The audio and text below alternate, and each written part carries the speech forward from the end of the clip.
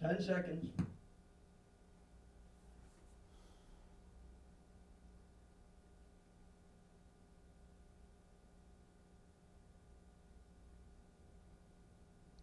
I'm Bruce Apar, and you're watching Frank Talks with Bruce the Blog. Okay, so now he's playing the audio. They can't hear us. And then we come back and...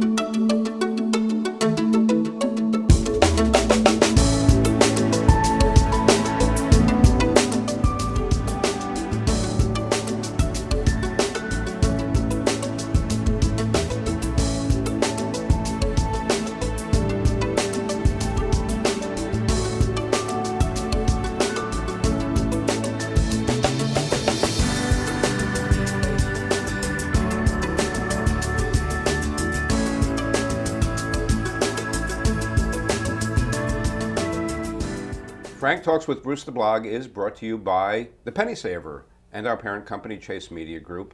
And we always thank our CEO, Carla Chase, and my occasional co-host, Frank J. Rich, for putting us up on the show every week. And Frank Talks with Bruce the Blog is also available on YouTube. We actually have all of the shows that we've been doing for the past 2 years on YouTube. If you go and search for Town Link TV, you'll see all the Frank Talks with Bruce the Blog come up, and actually there was a previous version of the show, and you'll see all those episodes as well. And over the past 2 years, we've had quite a number of guests on the show. And what we like to do on this program is bring you people who are interesting, doing things for the community, in the community. Some of them may be your neighbors.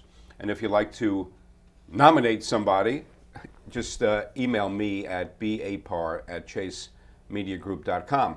And with us today is somebody I know very well, Chereese Jervis-Hill. Welcome, Chereese, to the show. Thank you, Bruce. Thanks for having me.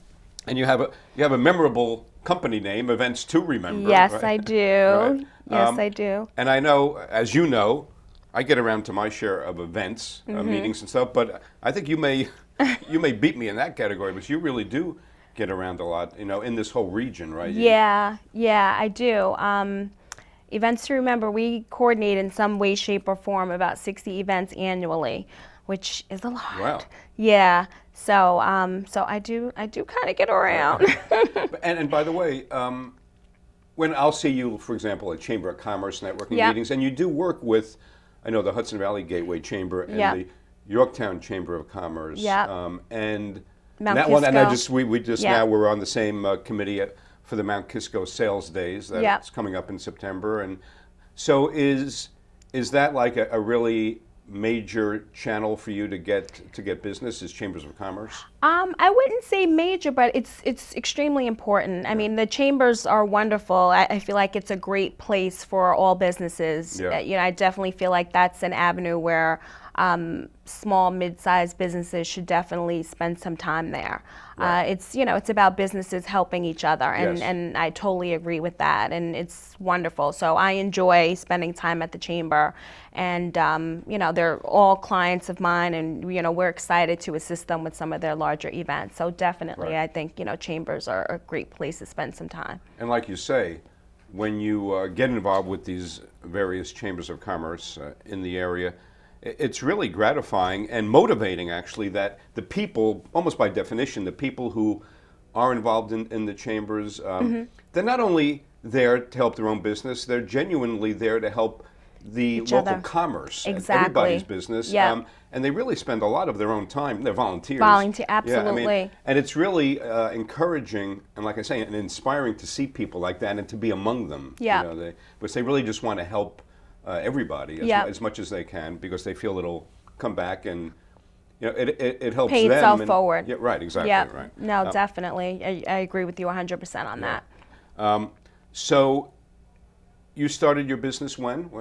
What year was it? I started my business, actually, I'm going into my ninth, actually, we just April makes 9 years for Events to Remember, which is really, really Wow. exciting. Yeah, it's like 9 years. Oh my gosh, that's my third child, my baby. Yeah. So I started Events to Remember. Well, actually, you know what? Can I just tell you a little bit about Events Absolutely, to yeah, Remember? sure. Events to Remember is a boutique full-service event planning and event management company. Right. Again, we manage in some way, shape, or form about 60 events annually. And the type of events that we focus on are corporate community events. Right. Corporate community events being your street festivals, Yes. your business building, vendor type events. Right. Community-related events. You know, we love working with non-for-profit organizations with their benefit dinners and different fundraising concepts. Right. And the other core of the type of events that we manage are social events. Social events, that's where I get to put my fun hat on, and I really enjoy those as well. Right. And that's your bar mitzvahs, your milestone birthdays, your sweet 16s. So that's really. What about weddings? We meet with brides and grooms for invitations because we're a Right. dealer for a lot of the invitation companies. In our office, we have about 1,000 different invitations Right. invitation lines that we represent. So we do meet with brides and grooms for invitations, but we don't do any wedding planning. Okay.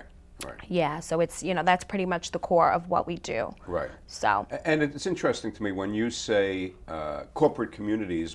It just seems to me when you're putting on events, and you do events of various scales, Yeah. right? I mean, it goes all the way maybe from a private event at somebody's home, which you Yeah. do it at somebody's, Yeah. to something that over the past few years has become quite a phenomenon in its own right, the Yorktown Street Festival, Exactly. which gets how many people now? Or? Last year we had a little weather situation. Mother Nature has Right, been good yeah, to right. us every year, but last year, we must have been naughty. But the largest, in past years, the largest number has been estimated at 20,000 people. That's what I thought. So Right. so it's a big one. Yes, and so what you're doing, especially in a case like that, you're actually creating. Well, now there's a word. Was it flash mob? You're creating. It's like that sounds funny to people of my generation. Mob usually wasn't a good thing, Good thing. but in this case, it's sort of innocuous, but it's like a flash mob. But you plan it all year long. Yeah. But you are creating a self-contained community, right? That's really what it is. It is, and it's wonderful because it's a place where we bring together businesses, all different businesses. You have large corporations that take part in the Right. festival, and then you have a local solopreneur that might make jewelry at her dining room table, and they all come together, and it's an even keel, and they're showing their talents to the Right. community, and the community, they love it. They get to meet the local businesses Right. in town.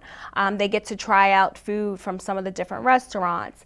They get to have their kids enjoy some of the local entertainment that we have for the children, like Right. bouncy castles and rides and the fun food, the music, Yeah. just the music just to kind of come out and have a free concert, in the fall months. So it's really the Yorktown Festival and Street Fair is actually one of the events that I absolutely love. I mean, it's big, it's a monster to plan, but Right. we have a great committee, but it is one that's very rewarding at the end of the day to look back and see, so many people just coming to town. You have, local townies, you have people from the surrounding towns. Right. So it's a great way to bring other consumers into downtown Yorktown and up to northern Westchester, because Right. sometimes I feel like in northern Westchester we're kind of like on an island of our own. Yeah, well, that's true. Yeah. Well, I mean, and I know over the years, this is not original, but I sort of jumped on this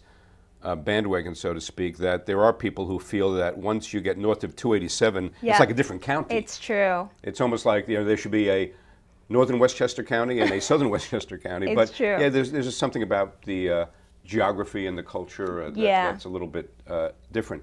I know when you're talking about the size of crowds at an event that is that big, Mm-hmm. I know that local police forces, law enforcement in general, they have a certain way or a method of counting people where they're not literally counting everybody, but Mm-hmm. they can, I guess, take a sampling.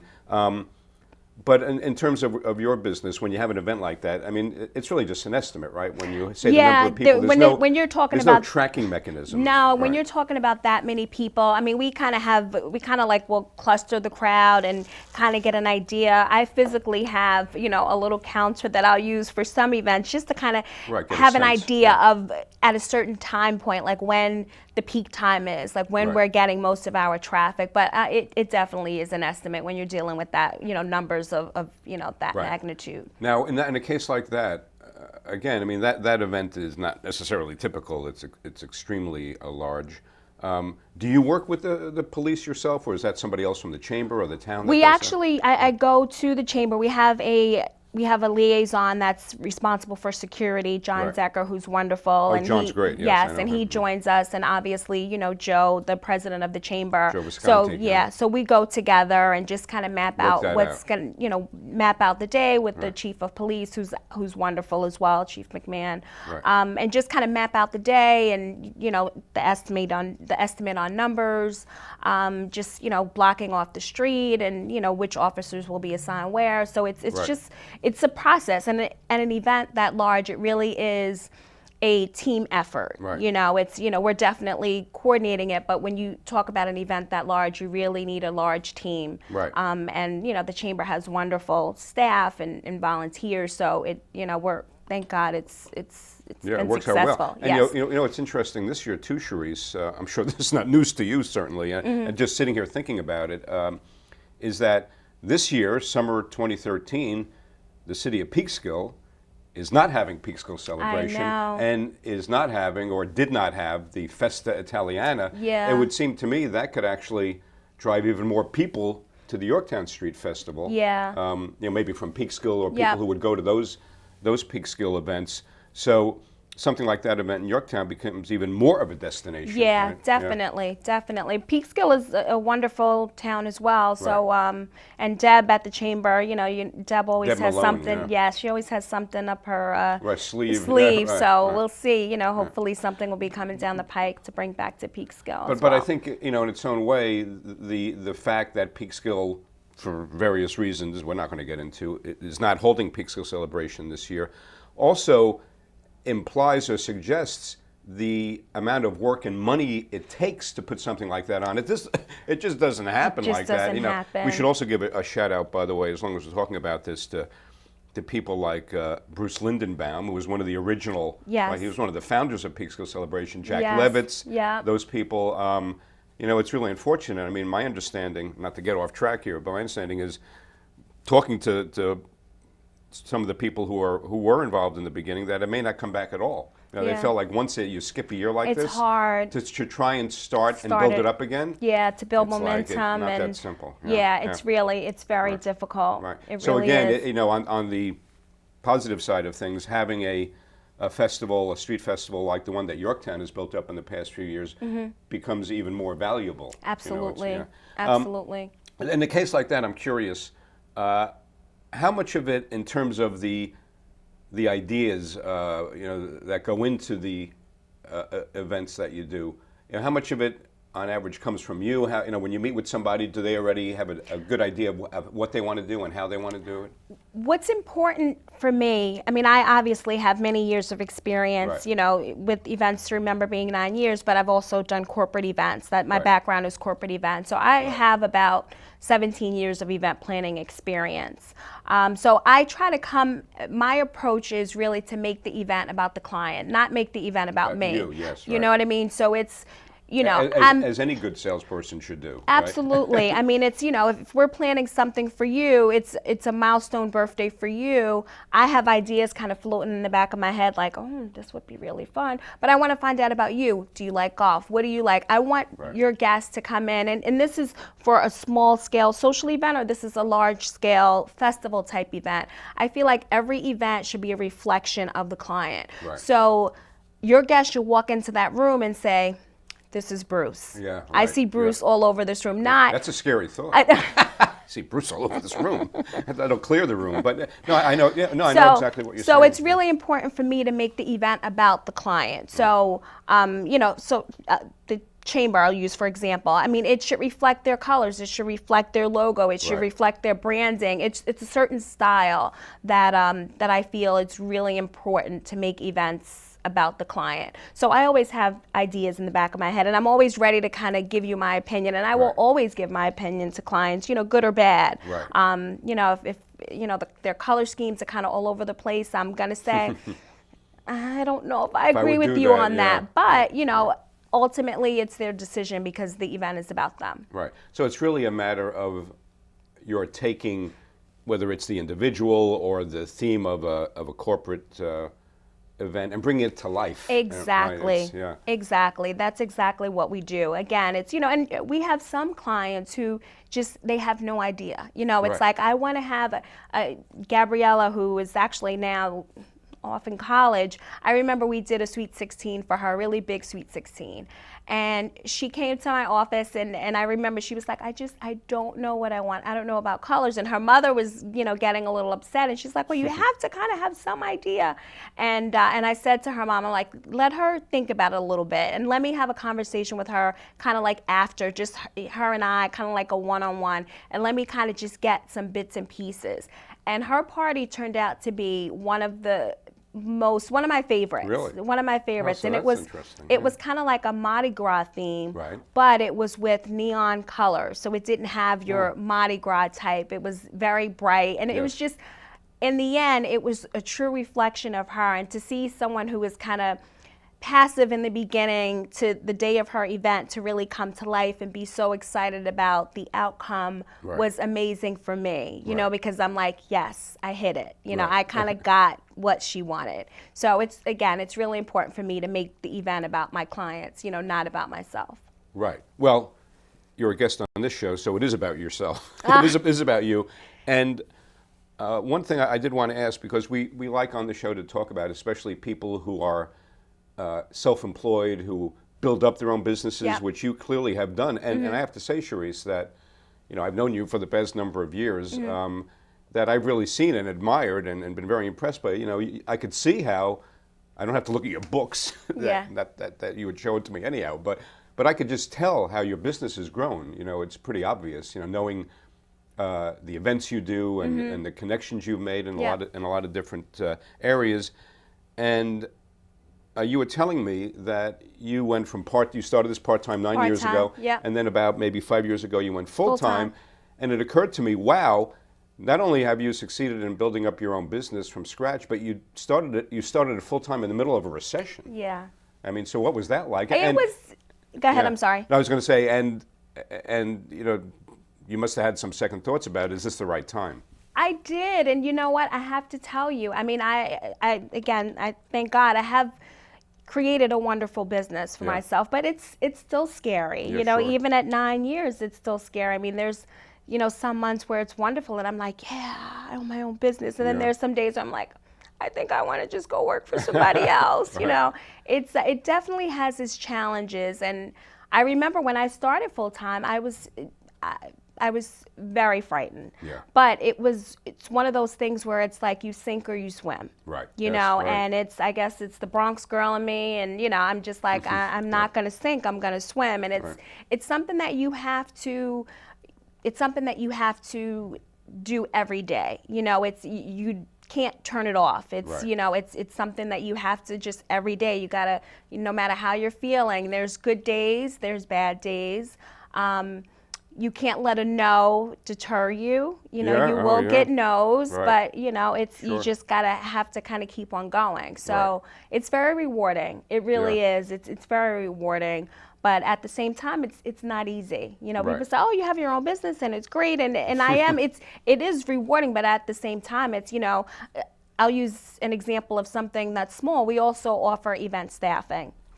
So if you were having a barbecue at your home and you wanted a Right. wait staffer to Right. come in and a bartender, then we would send you over staffers. So this is an informal barbecue that you're having. We're Right. sending in wait staff. If the wait staff person that we send to you doesn't perform, to your satisfaction. to your satisfaction, then, I've paid the staffer, you've paid me, I need to reimburse you. So it's really something as small as that. Wow. It's everything falls on me as the business owner. So every person that I send out, every decor setup of your room, every vendor that I recommend, they're a reflection of me and of my business. So you have to be accountable, And it's all about the details. Yeah. It's all about the details. Yeah. It's all about the details. We're working on a baby shower for Sunday, and last night we were in the office, and we always call it our kind of arts and crafts session. Just little small things, but.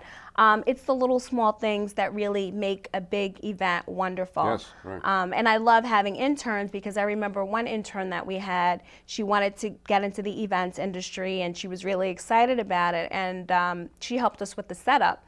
And afterwards she was like, oh, this isn't for me, it's too much. And I'm like, it really is a lot of detail. Oh, yeah. It's a lot of, dotting your I's, crossing your T's, and that is a big piece of it. You don't just walk into a room and this room is beautiful and it's just, Right. I wish it was that easy. That would be great, but it's then really everybody not. would want to do what you do. You'd have too much competition.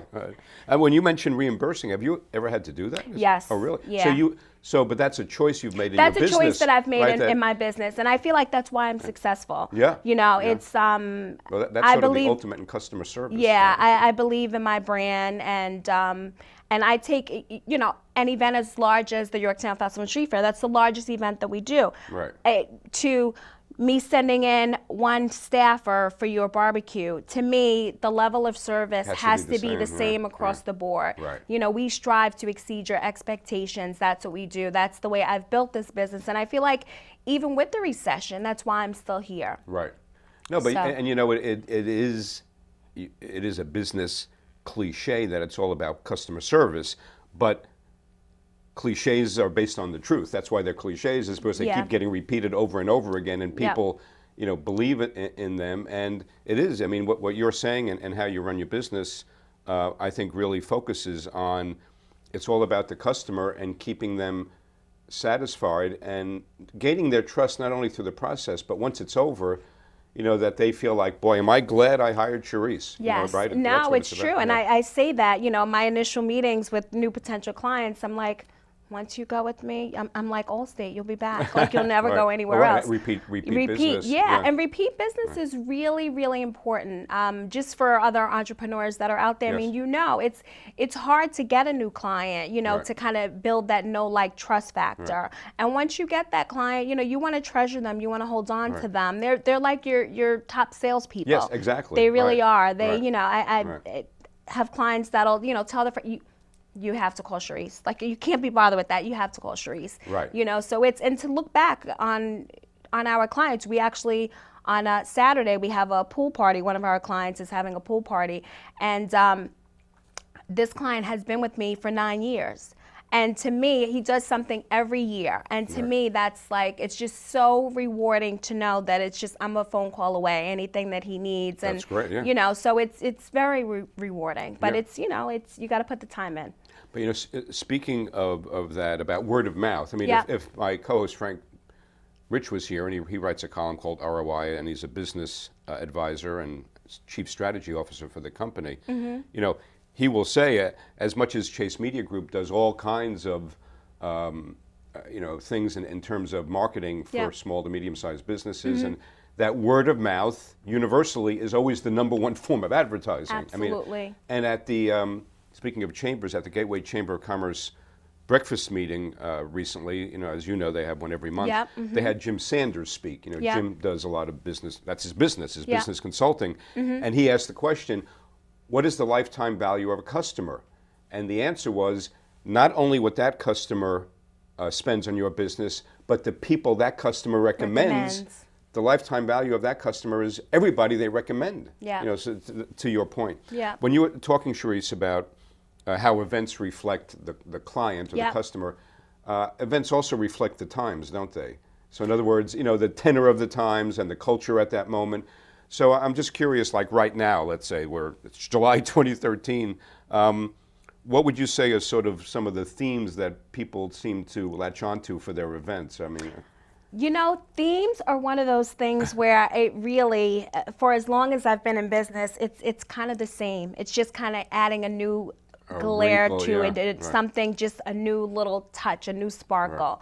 But themes are pretty consistent. You know, for the type of events that we do, it's every client just wants their own kind of spin on it. Right. You know, so we may do, as I mentioned, the Mardi Gras theme, but not your average Mardi Gras with different colors. Right. You know, so it's kind of like, you know, just we're doing something this weekend and it's an underwater theme. Oh, okay. But it's an underwater theme with, you know, so it's just always adding a different twist to it. Right. So, but yeah, and as far as the times, I mean, I'm finding that even, you know, with the economy, I feel like things are picking up, but people are definitely watching, you know, right. where they're spending. And people are also still hiring a planner because a lot of times, you know, I'm able to save them money, you know, Right. opposed to them going out. I plan events every day. They plan events a couple of times in their lifetime. So I have the resources that can save them money. Now, and actually, that's a good point there. So, if we're talking about a venue, you know, it's a catering hall, it's a restaurant. Do you negotiate with the venue, or do they? Usually, it depends on when clients come to me. But if it's a full planning package where someone comes and they're busy and they don't have time for any of that, it's a matter of we'll negotiate the contract for them. And it's, Right. you know, I know I'm not a lawyer, but I know what to look for when it Sure. comes to catering contracts, you know, Right, about the right. attrition rates and things like that. So I know certain things to look for, but it really depends on when a client comes to us. Right. You know, we had one client who came to us actually at the beginning stage, and she had actually kind of did some research and got a couple of contracts, and you know, we kind of met and she was telling me kind of what she was thinking, and she said, I'm going to send you the contracts that I have, and this is kind of the caterer that I was thinking about going with. And I looked at her contract, that, you know, the one that she was kind of thinking about going with, and I'm like, you have way too much food, you know, for the number of people that you have. I'm like, right. this, and honestly, I took off, just with renegotiating her contract, $2,000 off of her bill. Right.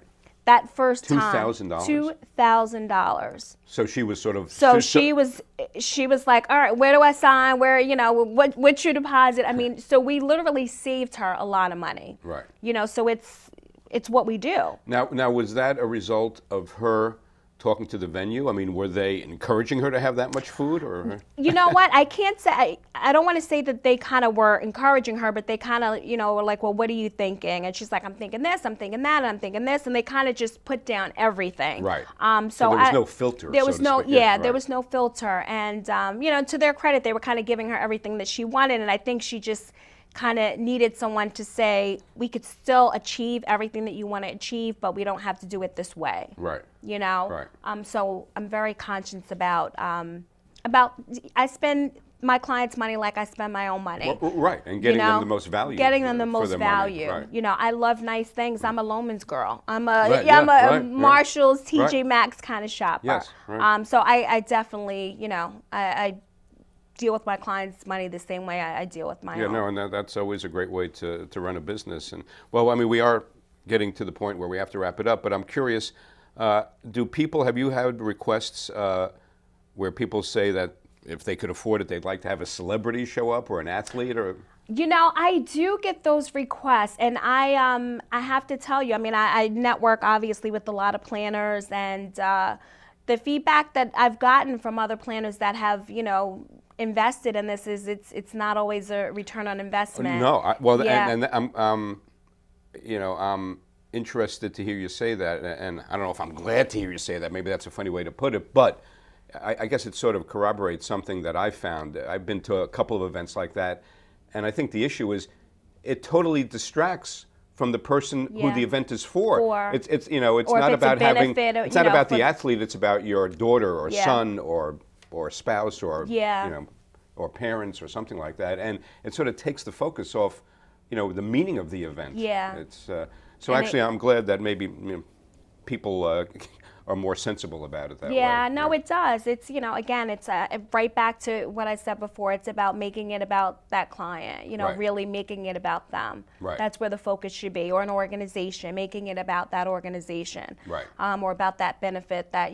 that non-for-profit, highlighting them. That's the Right. key. That's why they're having the event, right? Exactly. Pretty much. And that's why people are coming, to celebrate them. Them, right. Yeah. Okay, well, So. Chereese, this has gone by really quickly, so thanks a lot. Thank and, you. Congratulations. Thanks. On your success so far and much more success Thank in you. the years ahead. Appreciate Yeah. it. All right, Thanks, we've Bruce. been talking to Chereese Jervis-Hill of Events to Remember, and all the contact information has been displayed during the show. So thanks for watching Frank Talks with Bruce the Blog. And remember, when Bruce the Blog listens, people talk.